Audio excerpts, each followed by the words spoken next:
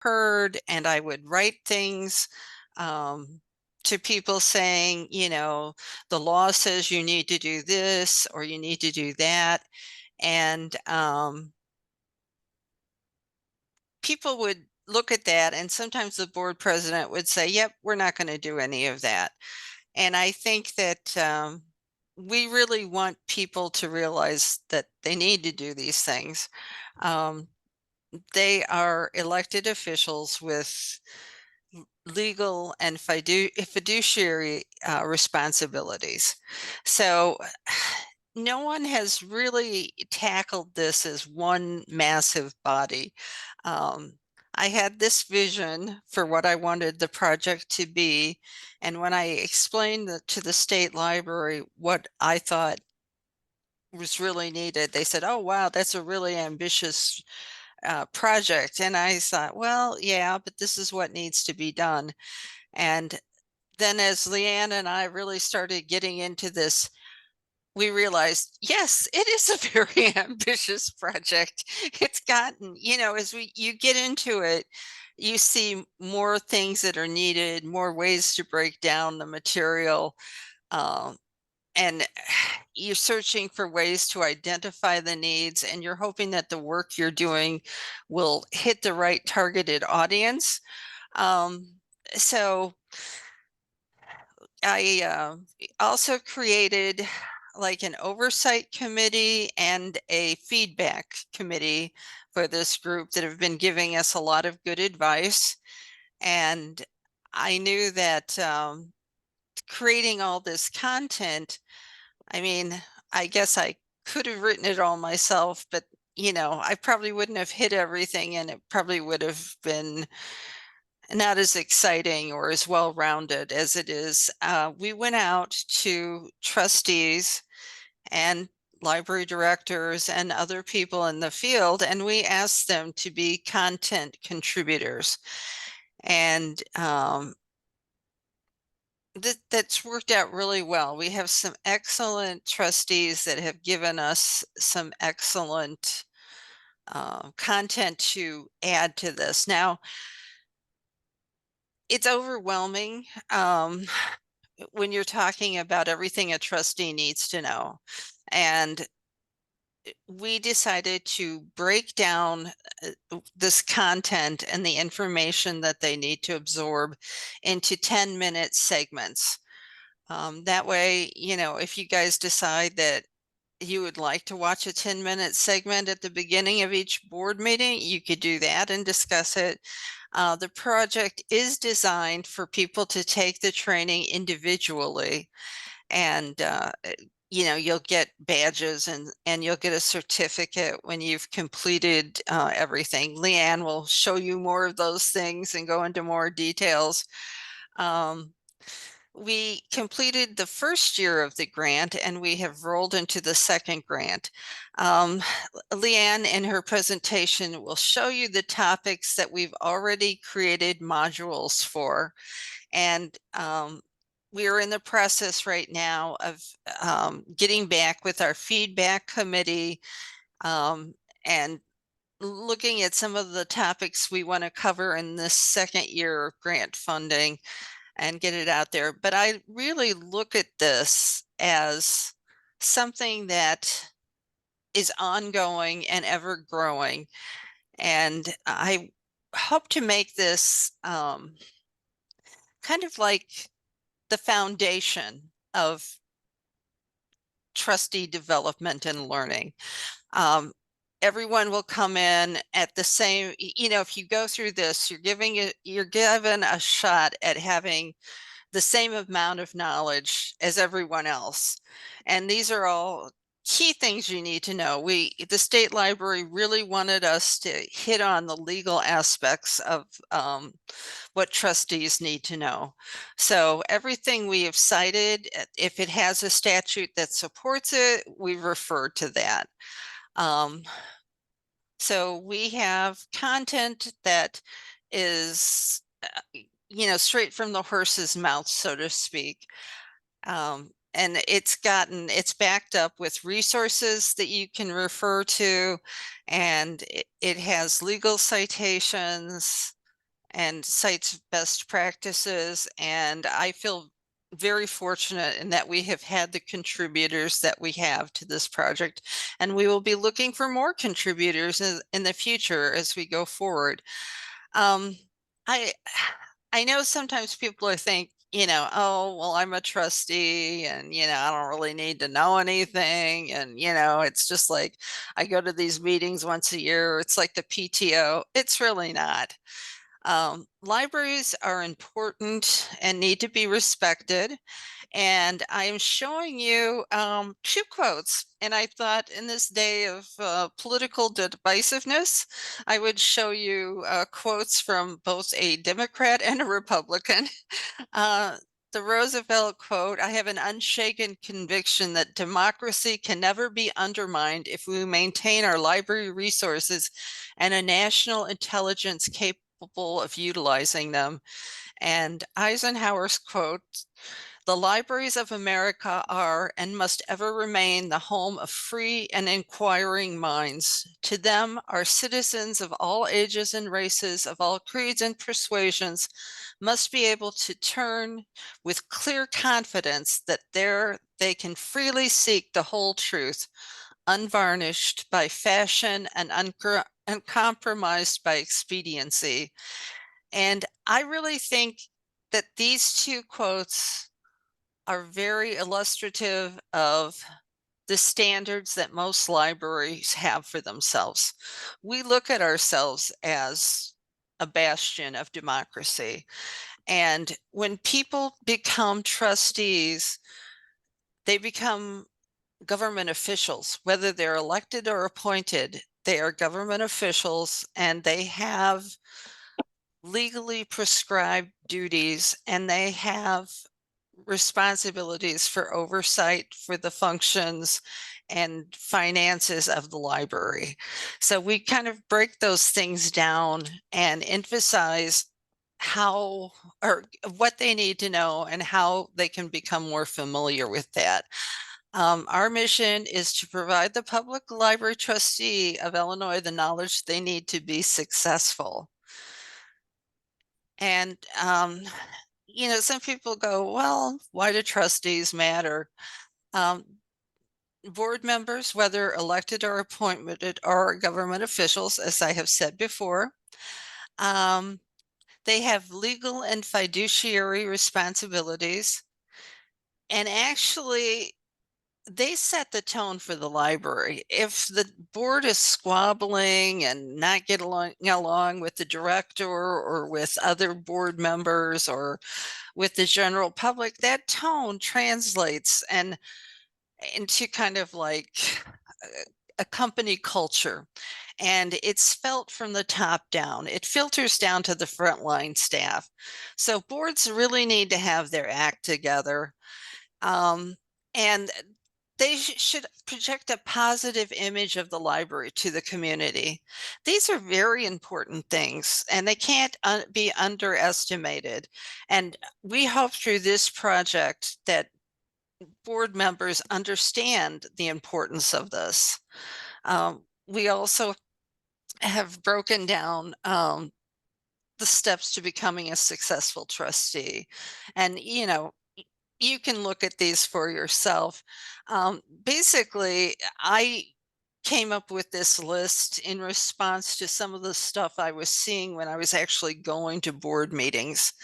And prior to coming to IHLS, I went to several board meetings when I worked at North Suburban Library System, and I had created a trustee training program while I was there too. So it doesn't matter where you're at geographically, the problems are the same, whether north, south, east, or west. And I think that people don't really understand the work of libraries, what we do. They have this perception that it's a super cushy job and all we do is read books and I don't know what else they think we do. Maybe have programs for kids. I'm just not sure. They don't have a really clear idea of what we do as, working staff or being the director of the library. But what trustees do is even more of a mystery to them, what those responsibilities are. And I think this portal will help them understand. And we also have a website before they go into the portal, which kind of explains what what a trustee is, what the jobs require, all of those kind of things. So hopefully this will answer a lot of questions for a lot of people before they even get into the process. And we also have information on how to run for trustee on that internet, on our website as well.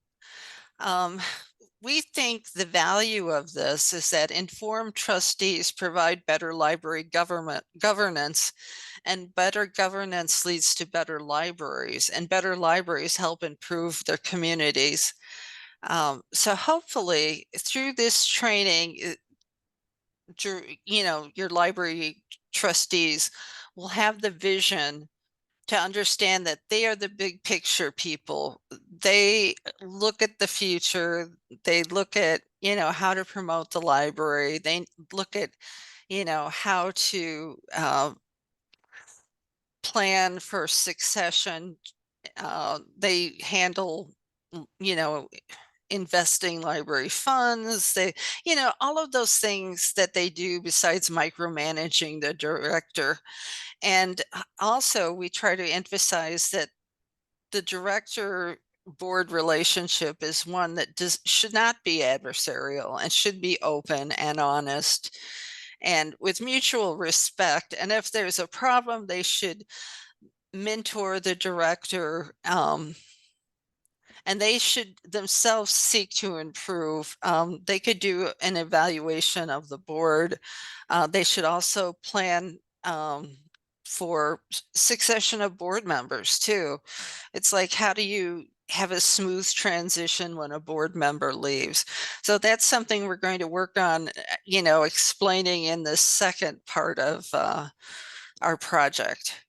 So I am going to turn this over to Leanne, and she will run you through some of what we've already done. And if you have any questions at all, you can contact either of us, or you can reach us through this iLEAD at illinoisheartland.org, and those questions will go to us as well.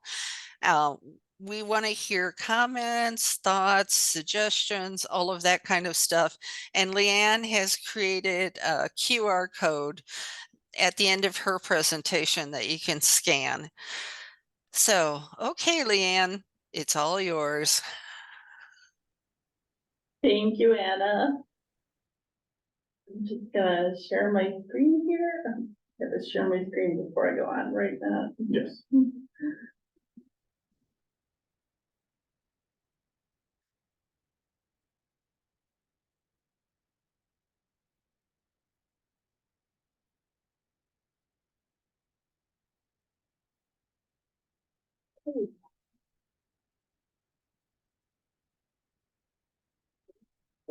So thank you, Anna, for that introduction. As Anna mentioned, we will start out with the iLEAD, www.ileadtrustee.org. This will be the access that that trustees will go to gain the information, not only about their access to the portal, but as Anna mentioned, we've added a section about becoming a trustee there so that you can send individuals that you are interested in joining your board or have interest in the board to learn more about how to do that. The website will be updated on a regular basis so that we can provide all kinds of information about updates, important events that may be happening for trustees around the state, conferences that they may be interested in attending, resources. Our resource page will be duplicated in the course, but also here on the website so that they have easy access without logging into that course. And then of course, being able to sign up for the portal. So In our section about why to become a library trustee, we cover things like what are the benefits of serving, what are the qualifications for running, talking about not being nonpartisan, and where you can find the most current candidate guide. We also have information there about appointment or election, and everything that we hope will entice them to want to become a trustee and follow through on that process. So in order to access this portal, what your trustee will need to do is to go through an authentication through L2. If they do not already have an L2 account, there will be instructions provided here on the website for how to create that account.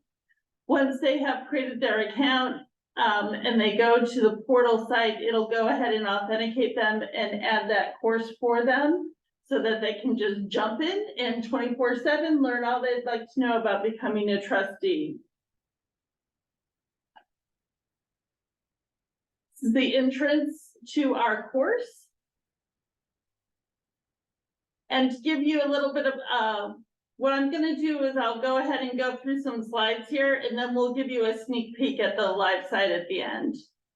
So there is a section for announcements. We will update all the time, whether there's new content here being added to the portal. Again, any events that may be going on, information that is specific to trustees that they would be interested in learning about. As Anna mentioned, we've broken the course up into about 10-minute chunks. A little bit longer, maybe 10 to 15 minutes, depending, but they have all the time they want to be able to go in and spend, go back, review any of the videos, or download the information that they might want to keep for future reference. So we have, of course, about this course. We have a module to welcome them. We have a module that's going to talk to them about the requirements that they have regarding trainings. Library Trustee 101, ethical principles, how to conduct an OMA compliant board meeting, operations for the board, and policy making.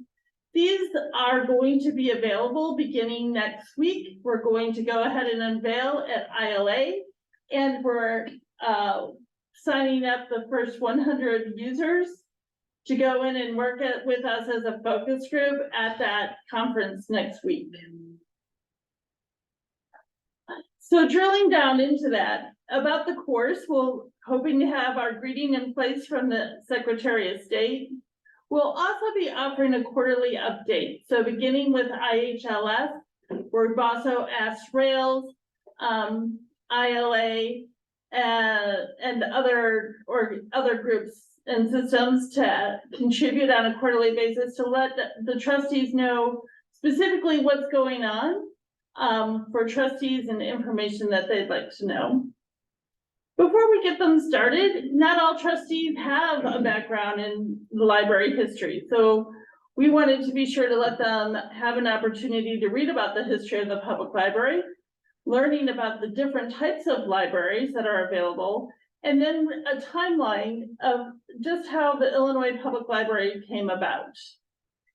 Intertwined, you'll see where there's a section called play. Sometimes it's a game, sometimes it's a quiz. These are not required in order to earn their certificate or to earn their badge, but it's just to take a little break and time out and make sure that you can do a review of what you learned in that module and test yourself. The games are set up so that your scoreboard will reflect not only you, but it'll also reflect the other trustees who have played as well. Under the Illinois trustee requirements, we include the statement of economic interest, which is required annually. We provide the information for gaining access to the Illinois Open Meeting Act, the sexual harassment prevention training, and for your FOIA officers, the information on the Freedom of Act training as well. So we put all that information in one place. they can go through and take care of getting those trainings out of the way. Our first unit, Library Trustee 101, is just an overview of what they need to know walking in the door as a new trustee. So why trustees matter, an overview of their role, and what they can expect as they begin being a trustee. And then, of course, we share those tips for success that Anna discussed with us earlier. Make sure to cover the ethical principles. So they will have access to be able to view that ALA Code of Ethics, the Public Library Trustees Ethics Statement, the Illinois State Officials and Employees Ethics Act, and then just some general tips and reminders about being responsible and being ethical. In our How to Conduct an OMA Compliant Board meeting, we actually walk the trustee through the entire process, from learning about the agenda, the board packet, the requirements for posting, using a set of procedures like perhaps Robert's Rule, and making sure that they know exactly what they need to know about a closed or an executive session, the updates on remote meeting requirements, and in general, just making sure that they are in compliance. We do have a quiz in this particular section for them to go through and just make sure that they learned the information appropriately and that they know how this works for going forward in the future. Under the board operation module, we talk about tips for a better board meeting. We introduce them to who is who in that meeting. We also discuss special committees. We talk about their role in hiring and managing the library director and what to do about board vacancies. Under policy making, we cover bylaws, the differences between policies and procedures, and developing policies for their own library governance. We actually, in this module, provide them with 3 different examples from a district, local, and city library, and how their bylaws are written, similarities and differences, and provide them with access to draft copies of bylaws so that they have a template that they can go through and follow. Coming soon, as in next year, we hope to launch a couple more new modules for them. We'll be covering fiscal responsibilities, talking about the budget, talking about levying. We're also going to be covering a module on planning, for strategic planning, succession planning, and stakeholder engagement. If you are interested in having myself and Anna come out in the spring and show a live demo to your trustees and get them enrolled, there is a QR code here to sign up for that, or as Anna said, you can just email us and we will go ahead and get you on the schedule to do that. So I did promise to take you behind the scenes to the live version, and so we'll switch over to that real quick. In the meantime, are there any questions for us in the chat or? No questions. No questions? Okay, great.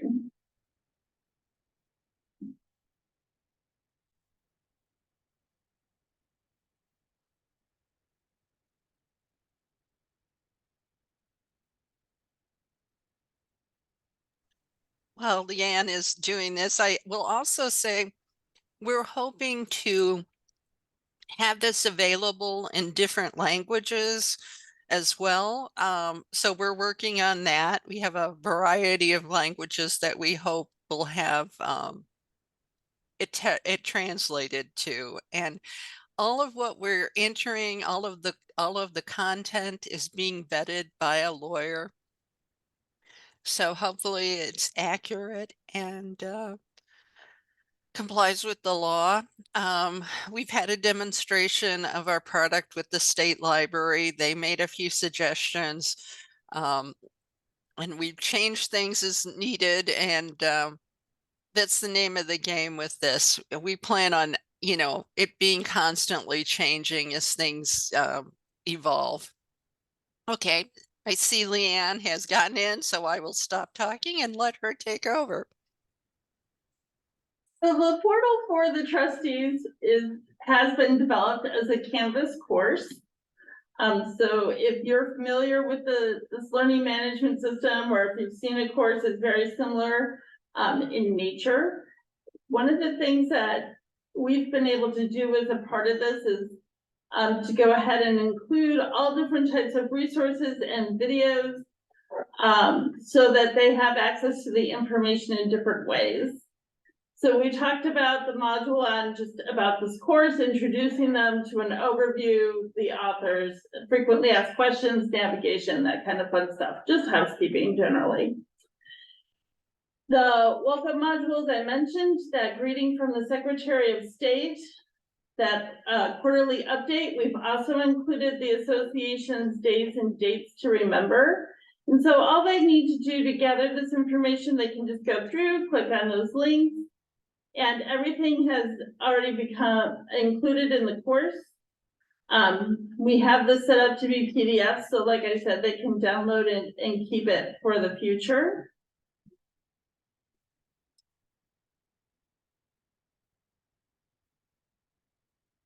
That history of the public library, and then the history of Illinois public libraries.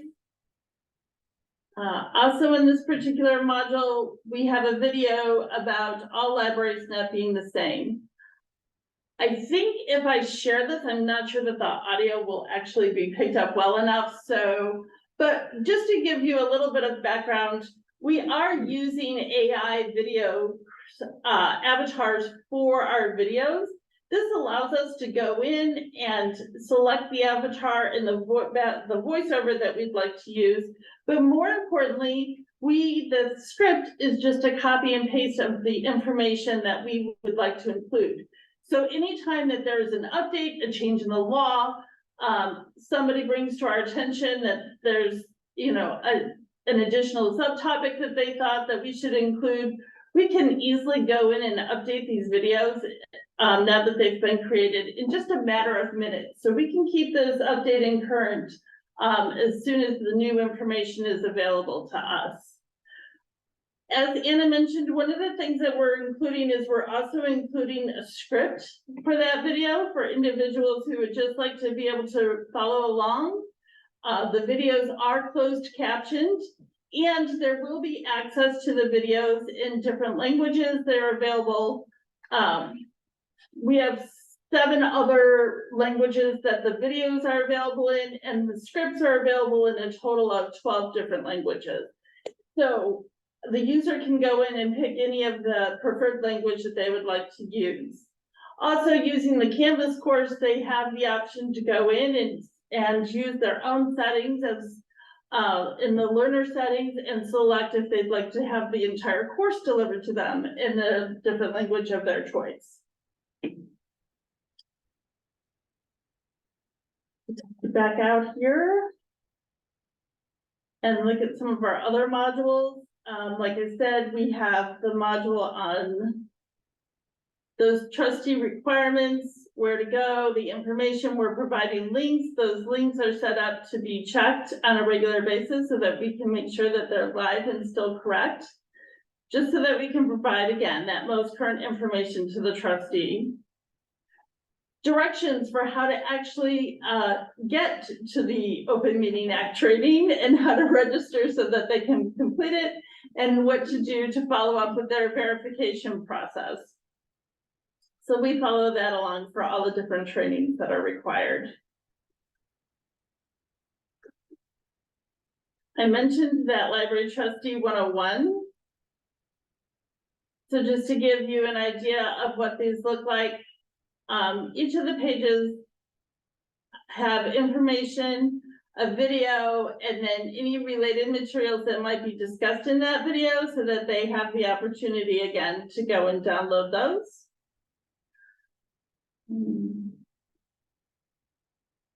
I'm gonna jump down here to, we talked about the ethical principles. So I'm gonna jump down to board operations. Those tips for a better board meeting. We actually have a cheat sheet in here for them for Robert's rules for what is most frequently used in a library board meeting.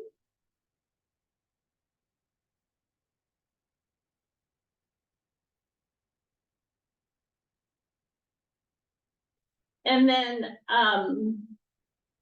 in policy making, when I was talking about the bylaws, the differences between those policies and procedures and the policies for library governance, and those examples that we have available to them. So here are the there's a link to sample bylaws. And so anywhere where we could put in additional information for them to drill down to, or for easy access to a resource, we've tried to include those.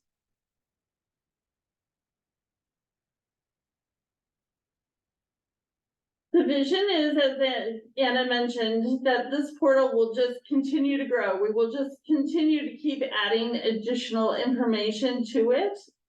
As we talked about, we have those upcoming modules for fiscal responsibility, planning, and stakeholder engagement is where those will fall next. And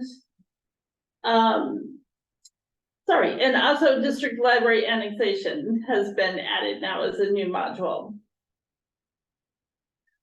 Once we complete what we're building it, but once this is completed, the idea is that we will have a whole plethora of resources available for those trustees. The top 5 most frequently requested, other helpful resources. So if you have any suggestions, recommendations for references or books, documents, websites, any information that you have shared with your own trustees that you think would be helpful for us to share with all trustees, please feel free to go ahead and email those to us. If they're not already on our list, we'll make sure that we get them added.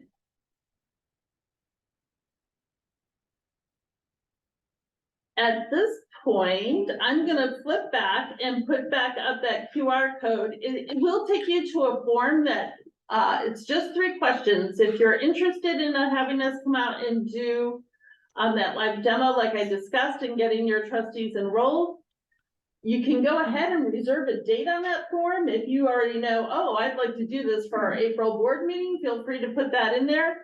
But the 3rd question that we're asking you is, what other topics would you recommend we include in the portal for your trustees? So while I'm doing that, Anna, any additional comments you'd like to put out?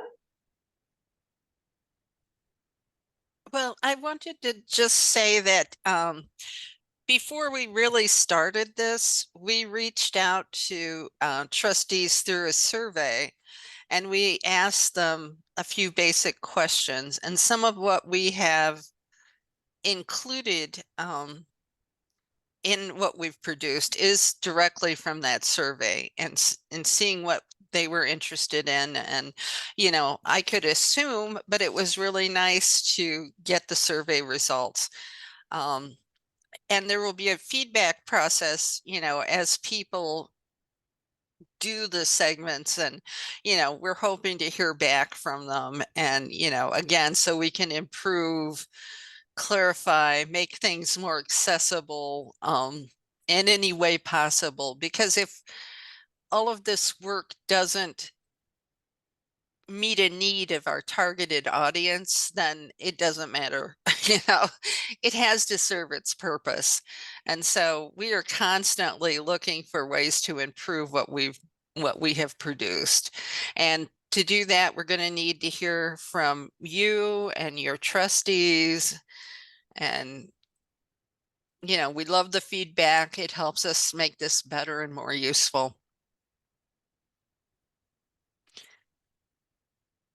And hopefully, I know it's a little bit confusing to, go from a website to a portal, and Canvas is the platform that the learning platform we use, and it's used in many universities. It's kind of a standard.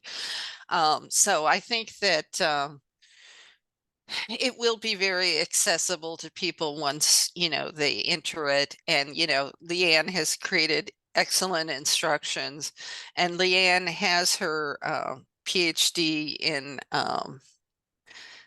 curriculum design. I think that, and she's also a wonderful project manager. She keeps this thing on track. And yes, it's, I find that one of the things that I really like about having this online is that people can go back and refer to it, as they're going through this. They can pause the videos at any time. They can also, if they want to print material, they can do that, just download the content and print it. You can approach it that way. There are all kinds of options. We're trying to make this as easy as possible for people to access and use. I often find that when I've attended presentations with trustees or things I myself have presented, I always call it wishful hearing. I think people hear a segment of what you say and think it means what they want it to mean and not what it actually means. So this way, someone can watch this, discuss it with other board members, discuss it with their director, and they're all looking at the same information. And so they can all be on the same page when they go forward with whatever decisions they're making. So let's see if there's anything in the chat. Yeah, we do have 2 questions. Would you recommend this for people who want to know what is involved about becoming a trustee before agreeing to run on the ballot? Or is this only for people who have already been elected? So the portal itself, in order to access the course, you do have to authenticate through L2. So you need to have an account set up in L2. We will have, though, like I said, the website is really a duplication of some of the information, so that individuals who are interested in becoming a trustee have access to that as well. So those resources will be there. The how to become a trustee will be there. What is expected of the role of a trustee, like that kind of information, we'll go ahead and share on the website. So that'll be open to the public in general. Thank you. And then Lisa Grover would like to know approximately how long would your presentation take if I was able to arrange for you to come introduce this product to my board of trustees? We can make it as quick and breezy or as lengthy as you like. Just let us know how much time we have available and we will fit your slot. It looks like that's it for questions.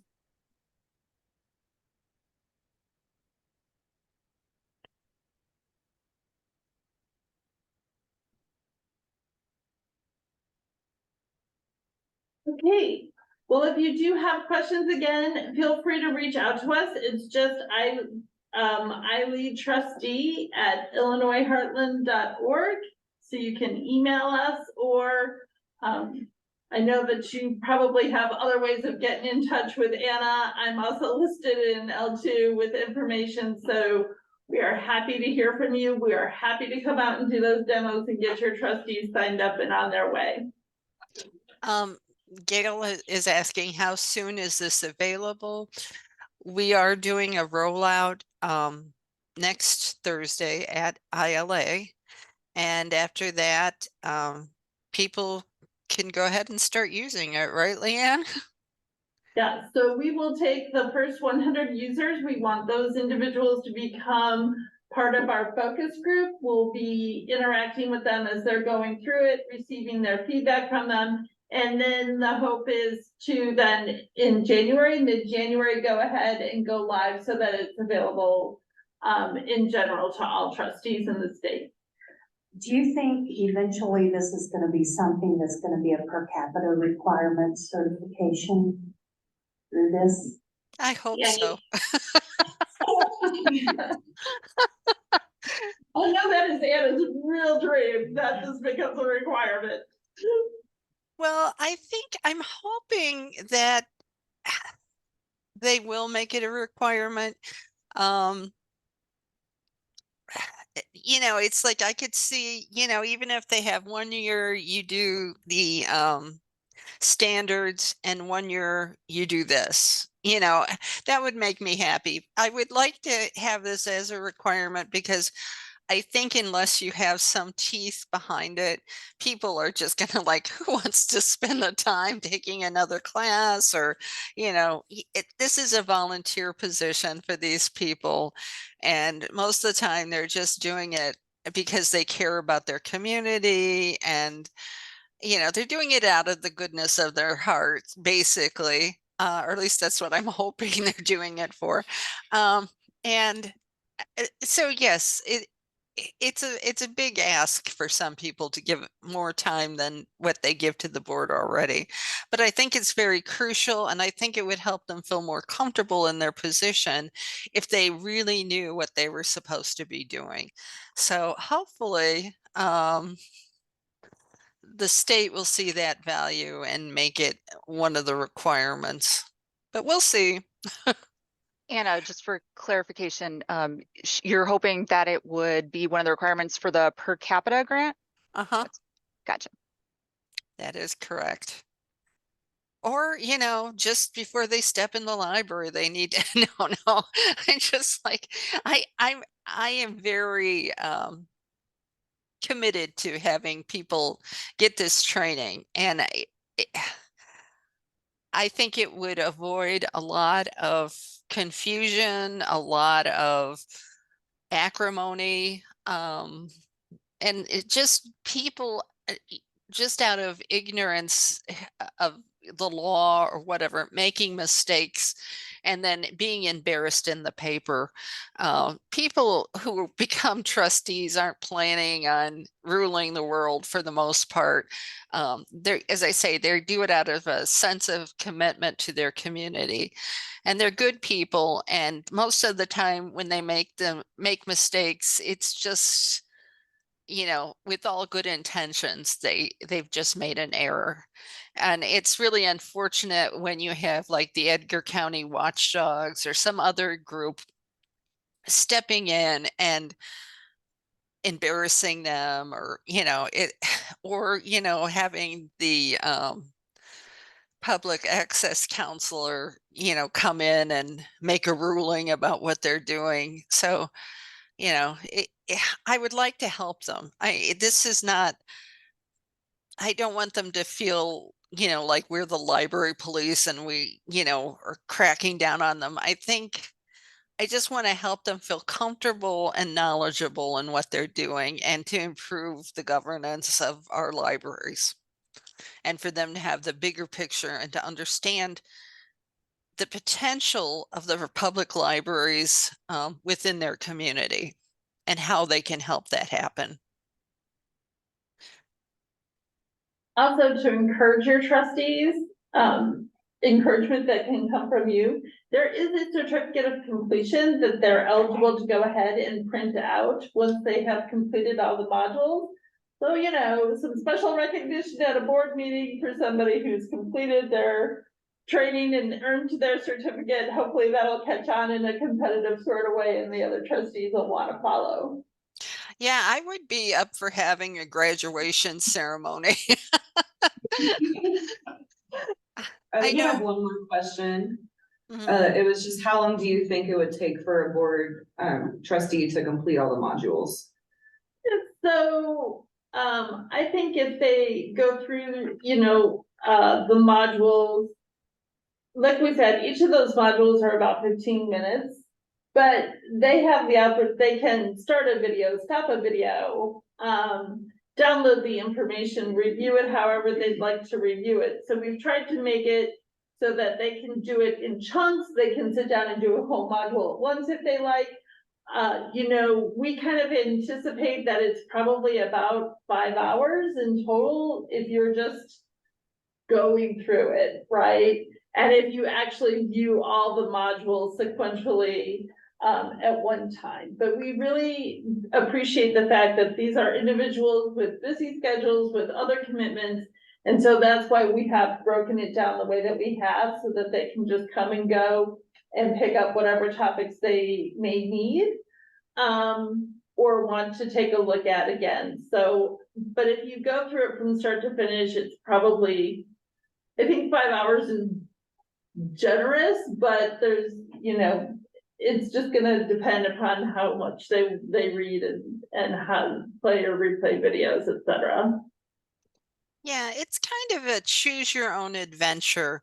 I don't know if you know, I know when I've done online learning things for myself, it's like really a lot of it is dependent on how much I want to get out of it. So it's like, of course, if you spend more time and you really think about some of these things and reflect on them, that's going to be a deeper learning process.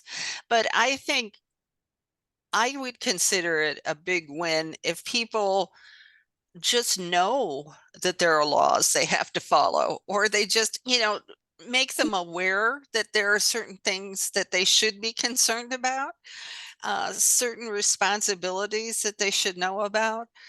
Um, I think some people are totally, I don't mean to be pejorative, but clueless when it comes to what they're supposed to do. They're just told, oh yeah, it's just an hour a week, you know, an hour a month, just come in and, you know, be a board member. So yeah, I just want them to know what's really required of them. Okay, Blake would like to see a bit of one of the videos. Okay. It's really cool. I don't know how well the audio is gonna pick up with the owl, which is why I didn't play one, but I will go ahead and give it a shot. Is it okay for us as directors to sign up and view it? Doesn't have to be just trustees. It doesn't need to be just trustees. I mean, it's designed for trustees, but anyone with an L2 account can Okay. go through it, sure. Well, and as I said, there should be a very close relationship between the board and the directors. And you both need to know this. So yes, I would say it would be good for directors and trustees to watch this, just so you know what your trustees are up to too. I'm gonna pick a short one here. Yeah, I was amazed at how good this looks, you know, using AI and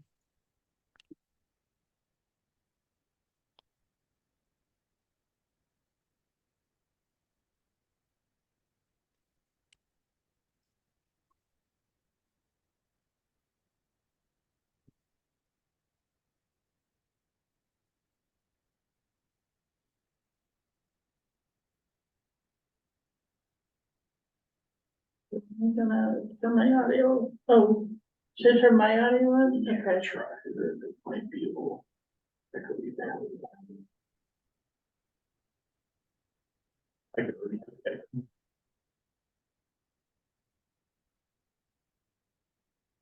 Welcome. This brief video will introduce you to one of the most important documents you must review and know as a library trustee. Okay, sounds like the audio is on. Oh. We'll try it this way. I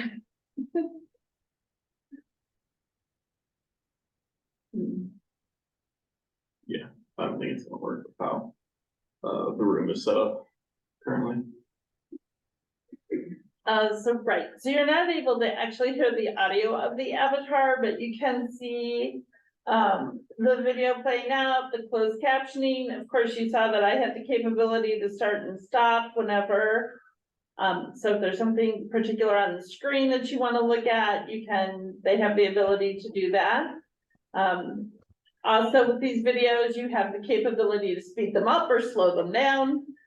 You can adjust the audio as well. We can make them full screen, or you can leave them half screen, whatever you prefer. So we've tried to make them as functional as possible. Everything is set up to be ADA compliant. Like I said, we also have links then available for you to hear them in the narration in different languages, as well as having the closed captions in those languages. Yes, we use a company called Synthesia for the AI components, and they are out of England, out of Great Britain. And yeah, it's really I thought I was impressed with their pricing. It's very reasonable for what you get. And they're easy to work with for the most part.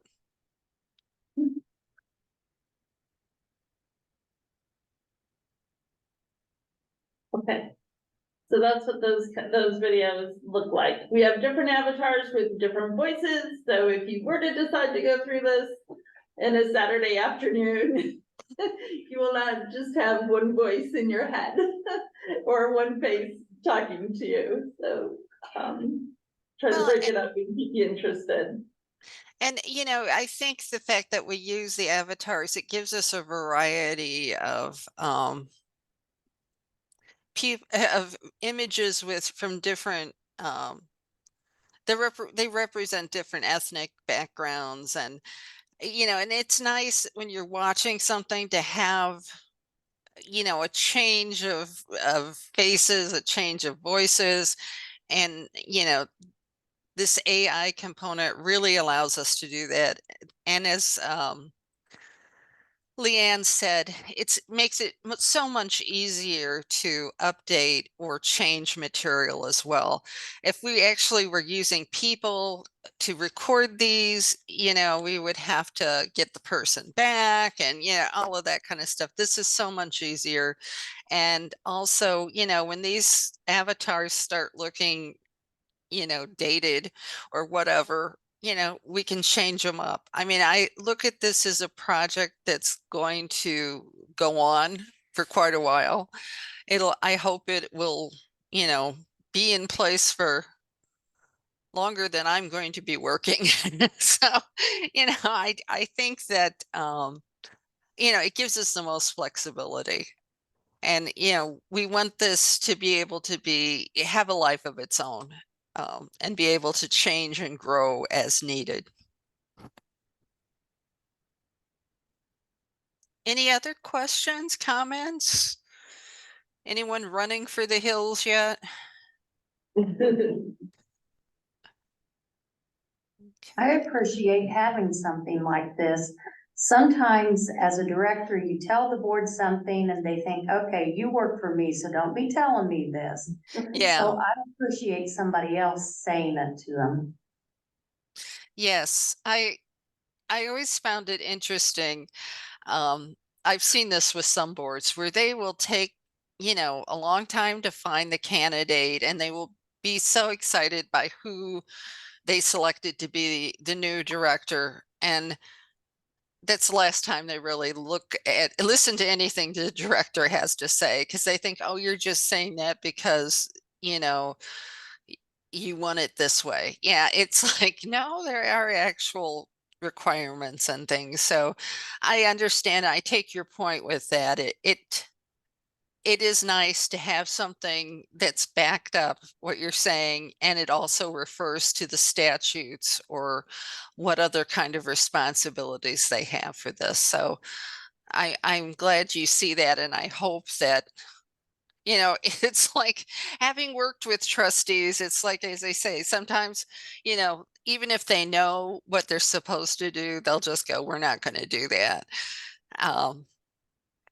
And since we don't have library police, but yes, hopefully they will see the value of this, and they will get the idea of, what the job entails and to live up to the highest aspirations the position offers.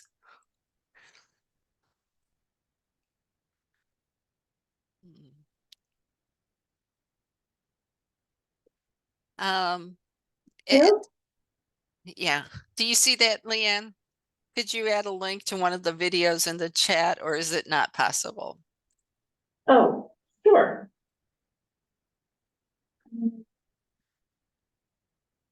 I will stop sharing and do that. So that, individuals can take a look at that on their own.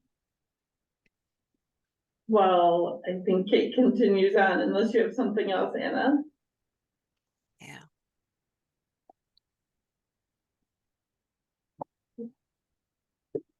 Thank you so much, Anna and Leanne, for giving us a sneak peek before it has its debut at ILA next week.